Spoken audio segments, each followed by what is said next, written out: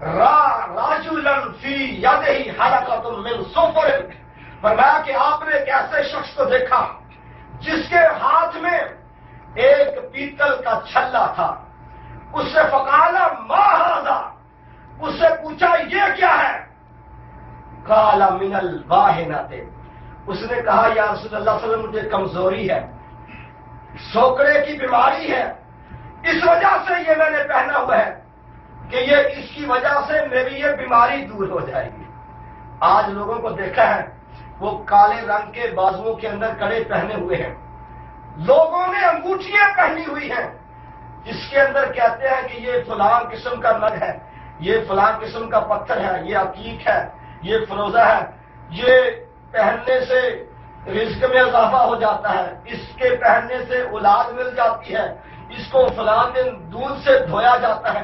لوگوں نے عقیدے بنائے ہوئے ہیں.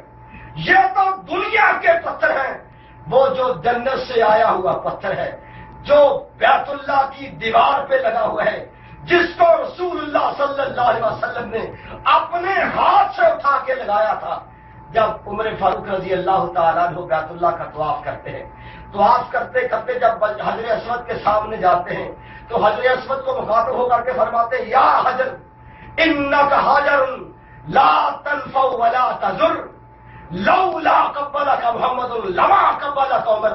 اے پتھر، تو ایک پتھر ہے، نہ نفع دے سکتا ہے نہ نقصان دے سکتا ہے. تجھ کو اس لیے چوم رہا ہوں کہ تجھے میرے نبی نے چوما تھا. اگر میرے نبی نے بوسہ نہ دیا ہوتا تو عمر تجھے کبھی بوسہ نہ دیتا. وہ جو جنت سے آیا ہوا پتھر ہے، عمر فاروق فرماتے ہیں کہ وہ بھی نفع نقصان کا مالک نہیں ہے. یہ بازاروں سے خریدے ہوئے پتھر یہ نفع نقصان کے مالک کیسے بن جاتے ہیں؟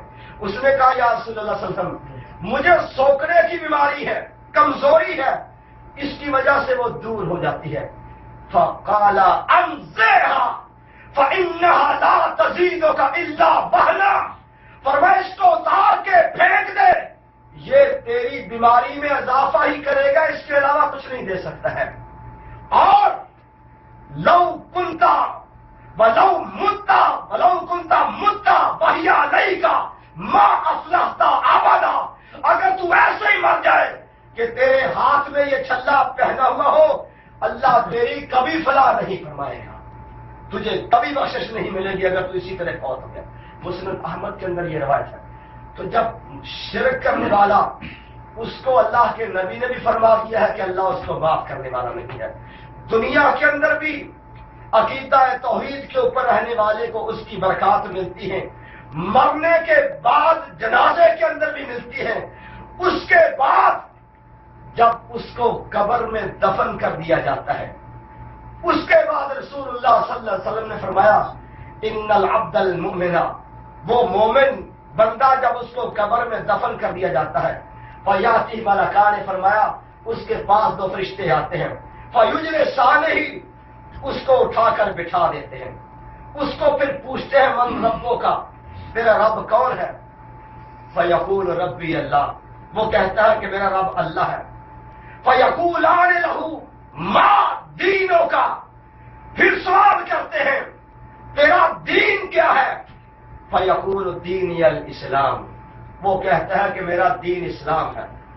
فیقولان لہ ما تقول فی ھذا الرجل الذی بعث فیکم، اس شخص کے بارے میں تیرا کیا خیال ہے جو تمہارے اندر بھیجا گیا تھا؟ فیقول هو رسول اللہ. اور بعض روایات میں آتا ہے فرشتے پوچھتے ہیں کہ من نبیوں کا، تیرا نبی کون ہے؟ میں نے یہ روایت پر لوگ کہتے ہیں کہ وہ اللہ کے نبی قبر کے اندر بھی آ جائیں گے، کیونکہ فرشتے سوال کرتے ہیں کہ اس شخص کے بارے میں تیرا کیا خیال ہے. تو اس کا مطلب ہے کہ اللہ کے نبی قبر میں آتے ہیں، اور قبر میں نہیں آتے. فرشتے جب سوال کرتے ہیں تو حدیث میں آتا ہے بندہ جواب دیتا ہوا رسول اللہ، وہ جو دنیا میں ہمارے پاس آئے تھے وہ اللہ کے رسول تھے.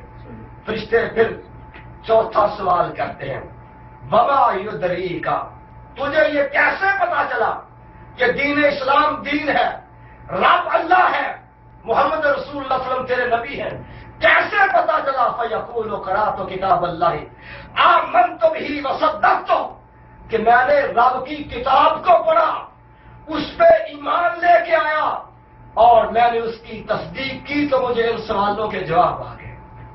जब इस सवाल का जवाब भी देता है, फयनादी मुनादियम मिनस समा अन क़द सदक़ अब्दी, आसमान वाला आवाज देता है कि मेरे बंदे ने सच कहा है, सब सवालों के जवाब सही दिए हैं। फिर अल्लाह का हुक्म होता है, आवाज आती है आसमान से, अल्बसूहु मिनल जन्ना, इसको जन्नत का लिबास पहना दो, मफरेशूहु मिनल जन्ना, इसके लिए जन्नत का बिछौना बिछा दो, वफ्तहू लहू बाबन इलल जन्ना, और इसके लिए जन्नत की तरफ एक दरवाजा खोल दो। फिर उसको जन्नत का लिबास पहना दिया जाता है, फिर उसके नीचे जन्नत का बिछौना बिछा दिया जाता है, जन्नत की तरफ उसकी एक खिड़की खोल दी जाती है, फयअतीही मिन नौहिहा व तीबिहा, उसके पास फिर जन्नत की मीठी खुशबुएं आना शुरू हो जाती है। किसके पास? जिसका अकीदा तौहीद के मुताबिक पुख्ता हो। आज लोग कब्र के अंदर मुर्दे को दफन करने के बाद ऊपर ईंटों के ऊपर ये सवालों के जवाब लिख के रख देते, ताकि वो मुर्दा उसको देख देख के सवालों के जवाब देते। और जिसने दुनिया में अकीदा तौहीद के ऊपर अमल नहीं किया होगा, लोग ईंटों पे लिख के रखे, कुछ करें, उसको कब्र में जवाब कभी नहीं आएगा। लोग इलियास कादरी ने मदनी पंजसूरा लिखा है, उसके अंदर उसने लिखा है, एक दुआ बनाई हुई है, कहता है इसको एक पेपर पे लिख करके जब तुम मुर्दे को कब्र में दफन करो तो उसके मुंह की तरफ एक आला सा एक खिड़की खोलकर जमीन को दीवार खोलकर वो पेपर उसके अंदर रख दो, मुनकर नकीर के सवालों के जवाब से वो बच जाएगा। फिर कहता है या ऐसा करो, वो पेपर जब मुर्दे को तुम कफन देने लगो तो उसके सीने के ऊपर कफन के अंदर रख दो, फिर भी वो बच जाएगा। नीचे लिखा मदनी मशवरा। मदनी मशवरा ये है कि जो अदारे मुफ्त कफन दफन का बंदोबस्त करते हैं, ये काफी सारे पेपर बनवाकर उनके पास रखे जाए, ताकि जिसको मुफ्त में कफन दे एक ये बख्शिश का परवाना भी साथ में देते चले जाए। ये अकीदे बनाए हुए हैं। जो भी बस के जो हमारे ताहरुल कादरी साहब है, वो तो एक कदम और आगे बढ़ गए।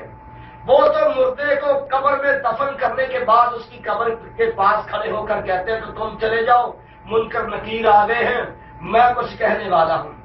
फिर ऊपर से खड़े होके वो फरिश्तों को चकमा देते हैं, फिर वो बूटी लगवाते हैं। मुनकर नकीर पूछते हैं मन रब्बों का, ये ऊपर से कहते हैं कुल रब्बी अल्लाह, तू कह दे मेरा अल्लाह है, रब है, तू कह दे नबी मोहम्मद रसूल। मैंने कहा तू ऊपर से बूटी लगवा रहा है, इसका मतलब ये है कि ये तू भी जान गया है कि अब तेरा मुरीद नीचे फंसा हुआ है।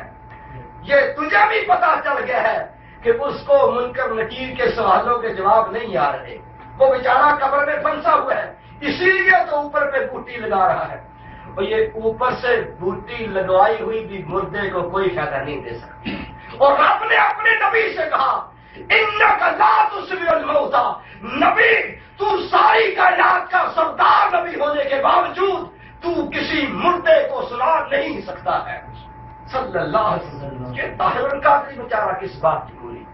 ये ऊपर पढ़ो मेरे बेटे, तनवीर कुरैशी पढ़ो, ला इलाहा इल्लल्लाह मुहम्मदुर रसूलुल्लाह, पढ़ो, याद करो, ला इलाहा इल्लल्लाह। तमाम अहबाब अब हट चले जाएंगे। हदीस से पाक है कि जब आप वापस हटेंगे तो आपके कदमों की आहट तनवीर कुरैशी अब सुनेंगे। जब आप जाएंगे पीछे तो तनवीर शहीद आपके कदमों की आहट सुनेंगे और उसी लम्हे आपके हटते ही मलाइका पहुंच जाएंगे। आप सारे रवाना हो जाएंगे और मैंने शेखुल अजीज साहब को कुछ पढ़ने खड़े होकर आजान कहेंगे और कुछ पढ़ने के लिए कहा है। میں آپ لوگ